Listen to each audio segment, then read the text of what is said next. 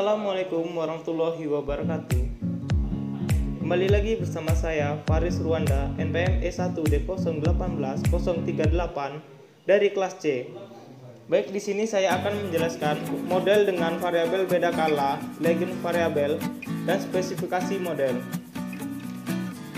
Nah, judulnya produktivitas kakao di Indonesia. Next, bab 1 pendahuluan.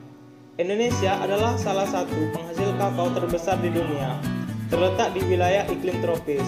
Kondisi ini menjadikan Indonesia tempat tumbuh ideal untuk pohon kakao. Biji kakao akan diolah menjadi produk yang biasa kita kenal sebagai coklat. Next, rumusan masalah. Yang pertama, bagaimana pengaruh variabel independen terhadap variabel dependen. Yang kedua, apakah terdapat masalah heteroskedastisitas pada model analisis? Yang ketiga, apakah terdapat masalah autokolerasi pada model analisis? Next, tujuan. Yang pertama, untuk mengetahui independen terhadap variabel dependen. Yang kedua, menganalisis masalah heteroskedastisitas pada model analisis.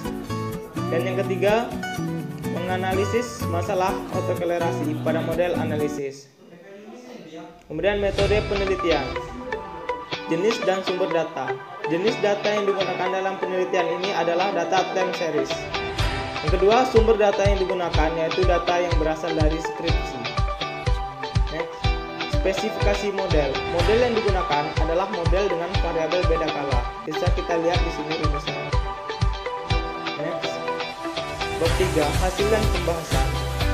Dalam penelitian ini, seluruh data yang digunakan yaitu analisis data sekunder deret waktu time series yang dimulai pada tahun 1985 sampai tahun 2015. Penelitian ini dibuat untuk mengetahui seberapa besar pengaruh variabel cost dan harga kakao terhadap volume permintaan di Indonesia dalam jangka panjang maupun jangka pendek.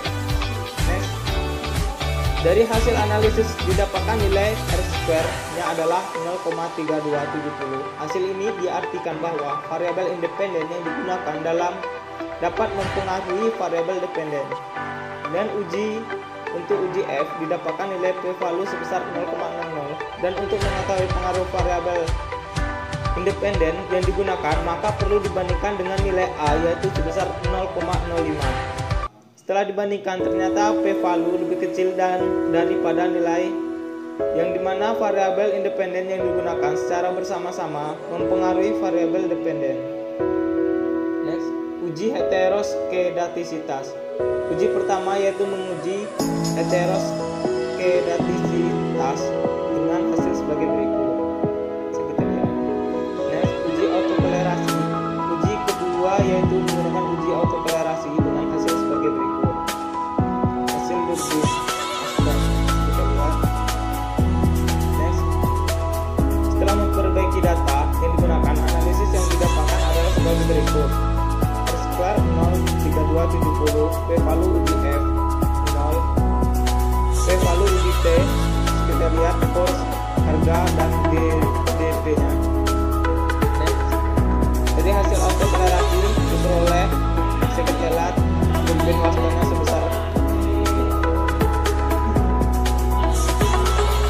Hasil Durbin Waston pada analisis ini adalah 10108. Hasil ini artinya pada data ini tidak terjadi autokolerasi. Next. Kemudian bab 4 penutup. Kesimpulan, hasil uji F didapatkan nilai p-value sebesar 0,00.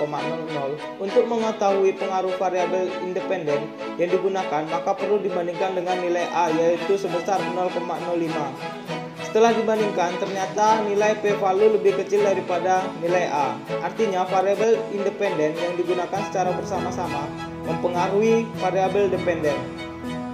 Hasil uji heteroskedastisitas didapatkan nilai p-value yaitu 0,09948, 0,09778, 0,10124, 0,91073 yang lebih besar daripada nilai A.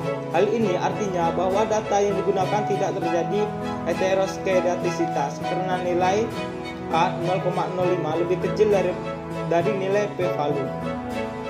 Next, saran bagi penelitian seharusnya harus lebih teliti dalam menganalisis data penelitian ini agar data yang diperoleh menjadi akurat dalam penulisan penelitian yang dilakukan. Sekian penjelasan dari saya. Wassalamualaikum warahmatullahi wabarakatuh.